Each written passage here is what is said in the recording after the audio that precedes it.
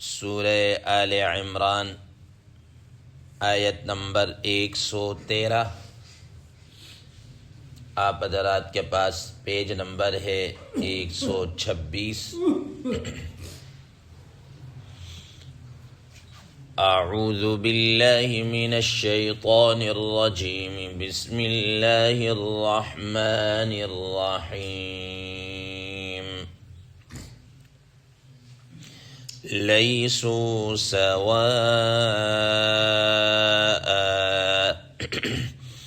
من اہل الکتاب امۃ قائمۃ یتلون آیات اللہ آناء اللیل وهم یسجدون۔ صدق اللہ العظیم۔ اللہم صل علی محمد النبی الأمی وعلی آلہ وسلم تسلیما کثیرا کثیرا۔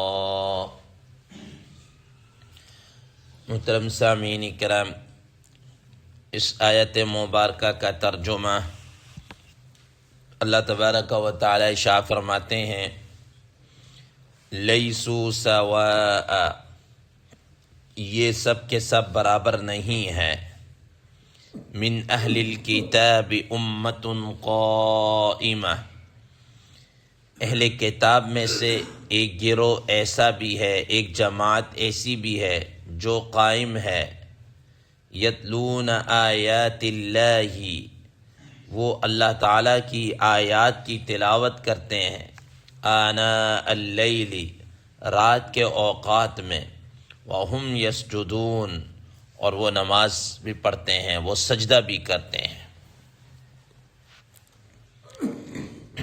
محترم سامعین کرام، ما قبل کی آیت مبارکہ میں اللہ تبارک و تعالی نے یہود کی اس ذلت کو، رسوائی کو بیان کیا جو ان کا ایک مقدر ہے، اور اس ذلت اور رسوائی سے نکلنے کی چیزیں بھی بتا دیں کہ وہ اس ذلت اور رسوائی سے تب نکلیں گی جب بحبل من اللہ و حبل من الناس پہ عمل کریں گی۔ محترم سامعین کرام، اور اس کے ساتھ ساتھ اللہ تبارک و تعالی نے ان کے اس ذلت اور رسوائی کے اور اسباب کو بھی بیان کیا کہ یہ ان پر جو ذلت اور رسوائی کو مقرر کر دیا گیا ہے یا ان پر لگا دیا گیا ہے، ان پر مسلط کر دی گئی ہے، وہ اس وجہ سے ہے کہ وہ اللہ کی آیات کا انکار کرتے ہیں، اور حضرات انبیاء علیہ السلام کو انہوں نے ناحق قتل کیا ہے، اور وہ حد سے تجاوز کرنے والے نافرمان لوگ ہیں۔ یہ اس کی سارے ریزن اور اس کے اسباب اللہ تبارک و تعالی نے بیان کیے ہیں۔ چونکہ ما قبل میں یہود کا تذکرہ چلتا ہوا آ رہا تھا، تو اللہ تبارک و تعالی آج کی اس زیر 10 آیت مبارکہ میں فرما رہے ہیں، لیسوا سواء، کہ یہ جو لوگ ہیں، چاہے وہ یہود ہوں چاہے وہ نصارہ ہوں، یہ سارے کے سارے برابر نہیں ہیں۔ یعنی ایسا نہیں ہے کہ سارے کے سارے ہٹ دھرم ہوں، ان کے اندر ضد ہو، عناد ہو، بغض ہو، ایسا نہیں ہے، بلکہ کچھ ان کے اندر ایسے لوگ بھی تھے جن کے اندر فطرت اسلام جو نیچرلی طور پر ان کے اندر موجود تھی، اور انہوں نے دین کو سمجھا، سوچا، اور پھر اس دین پر عمل پیرا ہوئے۔ فرمایا من اہل الکتاب امۃ قائمہ، کہ ان اہل کتاب میں سے ایک جماعت بھی ہے جو دین حق کو سمجھ کر پھر اس کو قبول کیا اور پھر اس پر چلنا شروع ہو گئے۔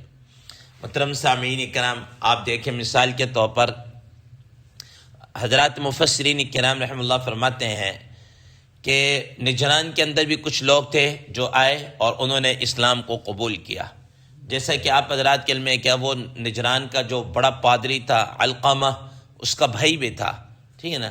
وہ جو بھائی تھا وہ جب وہ کیا کہتے ہیں اپنا وہ پادری گرا یا کوئی گھوڑے سے یا اونٹ سے سواری سے گرا، تو اس نے نبی صلی اللہ علیہ وسلم کی شان اقدس میں کہا کہ وہ تئیس الابعاد، کہ وہ دور والا ہے، وہ ہلاک ہو جائے العیاذ باللہ، نبی صلی اللہ علیہ وسلم کی طرف. تو وہ اب اس کے پادری نے فوراً اس کو ٹوکا تھا کہ بھائی تم ان کے متعلق یہ باتیں نہ کرو، ٹھیک ہے نا، وہ اللہ کے نبی. انہوں نے کہا جب وہ اللہ کے نبی ہیں تو پھر ہم ان کے ساتھ مناظرہ کرنے اور یہ کرنے کیوں جا رہے، ان کو مان کیوں نہیں لیتے. بہرحال یہ ایمان لے کر نہیں، یہ پادری ایمان لے کر نہیں آیا.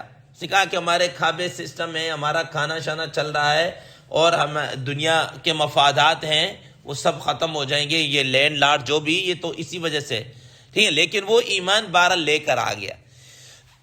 اسی طریقے سے آپ دیکھ لیجئے مثال کے طور پر کہ حبشہ کے اندر دیکھ لیجئے نبی کریم صلی اللہ تعالیٰ علیہ وسلم کے زمانے میں جب حضرات صحابہ کرام رضوان اللہ تعالیٰ علیہم اجمعین حبشہ کی طرف ہجرت کر کے گئے، حضرت جعفر طیار رضی اللہ تعالیٰ عنہ ہیں، اور کیا کہتے ہیں حضرت عثمان غنی رضی اللہ عنہ، اور کچھ اور صحابہ بھی تھے جو ہجرت کر کے گئے.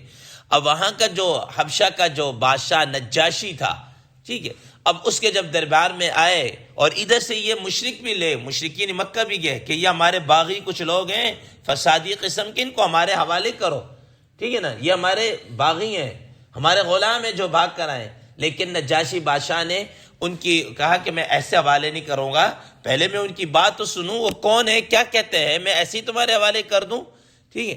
اب جب سنا، بلایا حضرت جعفر طیار رضی اللہ تعالی عنہ نے، وہ سورہ مریم پڑھی اور یہ ساری چیزیں، اور اس کے سامنے حقائق کو رکھا کہ ہم کون لوگ تھے اور کیوں ہیں اور یہ کیا چاہتے ہیں، ٹھیک ہے نا.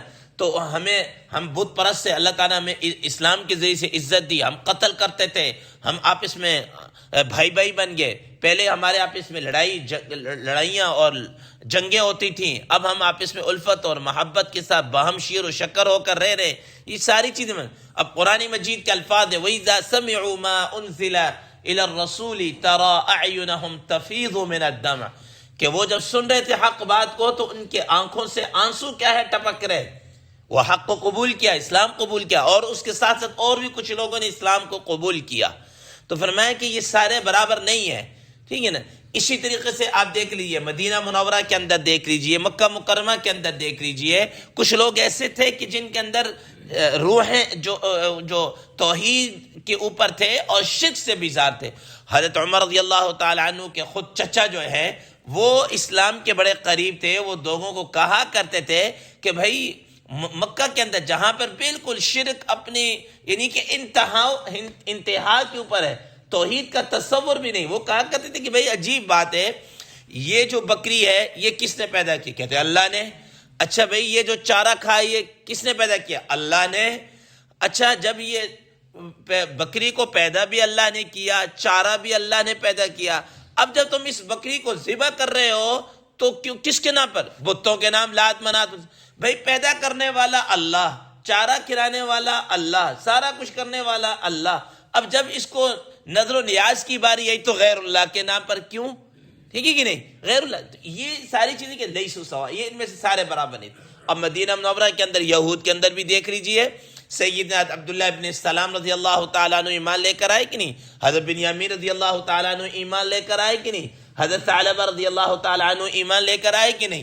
اسی طرح نصارہ کے اندر دیکھ لیجئے، حضرت سلمان فارسی رضی اللہ تعالیٰ عنہ کہاں سے ہوتے ہوتے بالآخر رسول اللہ صلی اللہ علیہ وسلم پر پہنچے، ٹھیک ہے نا، اور ایمان قبول کیا کہ نہیں. اسی طرح عدی بن حاتم رضی اللہ تعالیٰ عنہ ایمان قبول کیا کہ نہیں کیا. یہ وہ چیزیں ہیں کہ اللہ تعالیٰ فرما رہے ہیں کہ سارے کے سارے ایسے نہیں تھے، لیکن کچھ لوگ ایسے تھے جن کے اندر یہ اللہ تعالیٰ نے فطرت اسلام کو باقی رکھا ہوا تھا. ان کے سامنے جب حق بات آئی تو انہوں نے کیا کیا، اس کو قبول کیا. حضرت محمد ابن مسلمہ رضی اللہ تعالیٰ عنہ کے متعلق وہ ایمان لے کر آئے کہ اس سے پہلے ان کے ہاں تصور تھا کہ جنابت کا غسل کرنا ہے، اللہ تعالیٰ کی وحدانیت کا کچھ نہ کچھ ان کے ہاں تصور تھا۔ اسی طرح ایک صحابی حضرت برہ ابن معرور رضی اللہ تعالیٰ عنہ کے متعلق آتا ہے کہ وہ بھی کیا کہتے ہیں، اس سے پہلے دین فطرت کے اوپر اور ان چیزوں کو مانتے تھے۔ اور آپ دیکھ لیجیے نبی صلی اللہ علیہ وسلم مکہ مکرمہ کے اندر تھے اور مدینہ منورہ سے کچھ لوگ آئے تھے اور نبی صلی اللہ علیہ وسلم نے ایک گھاٹی کے اندر رہ کر ان کو ایمان کی اور اس کی دعوت دی۔ یہ کیا چیزیں تھیں؟ یہ وہ چیزیں ہیں اللہ تعالیٰ فرمانے کہ سارے ایسے نہیں تھے، کچھ ان کے اندر دین کے کچھ نہ کچھ ایسی چیزیں موجود تھی کہ جب ان کے سامنے حق بات بالکل سامنے ہو کر آئی تو انہوں نے اس کو کیا کیا، قبول کیا۔ فرمایا من اہل الکتاب امۃ قائمہ، کہ اہل کتاب میں سے ایک گروہ ایسا تھا کہ جو بالکل حق اور اس کے اوپر قائم تھے، یتلون آیات اللہ، وہ اللہ تعالیٰ کی آیات کو تلاوت کرتے۔ محترم سامعین کرام، اور یہ جو حق ہے یہ صرف اسی زمانے کے ساتھ نہیں ہے۔ آپ مثال کے طور پر بعد کے زمانے کے اندر دیکھ لیجئے، بعد کے زمانے کے اندر اب جب ایک وقت تھا جب تاتاریوں کی یلغار تھی اور ان کا توتی بول رہا تھا، لاشوں پہ لاشیں اور لاشوں کے مینار، کھوپڑیوں کے مینار بنا رہے تھے، بعد میں آکے چل کر انہی کی اولادوں میں سے اللہ تعالیٰ نے تو ایمان کی دولت سے مالا مال کیا کہ نہیں، پھر انہوں نے دین کا رخ کیا کر دیا، چینج کر دیا۔ یہ سر اسی طریقے سے آگے چل رہی ہے۔ مثال کے طور پر ایک آدمی تھا، اس کا مسٹر کوئلم نام تھا، بعد میں جناب اس کا نام عبداللہ کوئلم رکھا گیا، اس نے اسلام قبول کیا، برطانیہ کا عیسائی تھا۔ اسد اللہ ایک نام تھا، وہ پاکستان کے اندر بھی رہا، فرانس کے اندر بھی رہا، کئی کتابوں کا وہ رائٹر بھی، مصنف یہودی تھا، جرمن یہودی تھا، پھر اس نے جناب اسلام قبول کیا ہو رہا۔ اسی طرح آپ ایک بڑا مشہور انگریزی کا قرآن مجید کے ٹرانسلیشن ہے، ترجمہ ہے، محمد پکتال کے نام سے ہے، ٹھیک ہے نا، محمد پکتال کے نام سے ہے۔ یہ ترکی کے اندر ملازم تھا، ملازمت کرتا رہا، اسلام سے متاثر ہوا، اسلام قبول کیا اور تو قرآن مجید کا ترجمہ آج اس کا ایک ترجمہ ہے۔ اسی طریقے سے آپ مثال کے طور پر اور دیکھ لیجئے، یہ ہماری جماعتیں آپ کے ہاں آتی رہتی ہیں، یہ جب یورپ کنٹریز کے اندر جاتی ہیں، دور دراز کے علاقوں کے اندر جاتے ہیں، جب وہ آ کر کارگزاری سناتے ہیں، وہ لوگ جب ان کو دیکھتے ہیں کہ یار یہ لوگ ایک امام کے پیچھے نماز پڑھ رہے ہیں، صاف ستھرے لوگ ہیں، نورانی چہرے ہیں، اور اس طریقے سے وہ متاثر ہوئے بغیر نہیں کہتے کہ یار تم کوئی فرشتے نظر آتے ہو، تم کون لوگ ہو، ٹھیک ہے نا۔ اور جب ان کے سامنے اسلام کو رکھا جاتا ہے، یہ چیزیں اس طرح وہ اس کو قبول کرتے ہیں۔ تو یہ کیا چیز ہے؟ اللہ تبارک و تعالیٰ فرمایا کہ لیسوا سواء، یہ سارے کے سارے برابر نہیں ہیں۔ من اہل الکتاب امۃ قائمہ، اہل کتاب میں سے ایک گروہ ایسا ہے جو حق بات کے اوپر ایسا قائم، یتلون آیات اللہ آناء اللیل، وہ اللہ تعالیٰ کی آیات کی تلاوت کرتے ہیں، رات کے حصے میں، رات کے اوقات میں اللہ تعالیٰ کی تلاوت کرتے ہیں۔ حضرات مفسرین کرام رحمہ اللہ فرماتے ہیں کہ یتلون آیات اللہ کے دو معنی ہیں۔ ایک معنی تو یہ ہے کہ ظاہر ہے جب قرآن مجید نازل ہوا یا کچھ اس وقت تک ابھی تک یہ پورے اسلام میں داخل نہیں ہوئے تھے، اسلام سمجھ رہے تھے، تو تورات کی بھی تلاوت کیا کرتے تھے، انجیل کی بھی تلاوت کیا کرتے تھے، وہ بھی تو اللہ کی آیات ہی تھی نا، وہ منسوخ تو نہیں ہوئی تھی اس وقت تک، وہ کیا کہتے ہیں اس کو پڑھتے تھے۔ تو فرمایا کہ وہ اس کو بھی پڑھتے تھے، اس کو بھی مانتے تھے، اور وہ اللہ تعالیٰ کی آیات ان کی تلاوت کیا کرتے، تو یہ مراد ہے۔ اور بعض حضرات نے فرمایا کہ نہیں، کہ یہ بعد میں ایمان لے کر آئے، ایمان لانے کے بعد اللہ کے قرآن کی پھر جس طرح پہلے وہ تلاوت کیا کرتے تھے، اب اللہ کی اس قرآن کی تلاوت کرنا شروع کر دی، راتوں کو نماز کے اندر، تہجد کے اندر اٹھ کر وہ نماز کیا کرتے تھے، قرآن مجید کی تلاوت کیا کرتے تھے، پڑھتے تھے۔ تو فرمایا یتلون آیات اللہ آناء اللیل، کہ وہ اللہ کی آیات کو رات کے اوقات کے اندر کیا کرتے تھے، تلاوت کرتے تھے، وہم یسجدون، اور وہ نماز بھی پڑھتے تھے، سجدہ ریز ہوتے تھے، اپنے گناہوں کی معافی بھی کیا کرتے تھے، مانگتے تھے۔ تو بہرحال آگے مزید ان کی کچھ صفات کا کیا ہے ذکر آ رہا ہے، جو کل کی درس میں انشاءاللہ بیان کی جائیں گی۔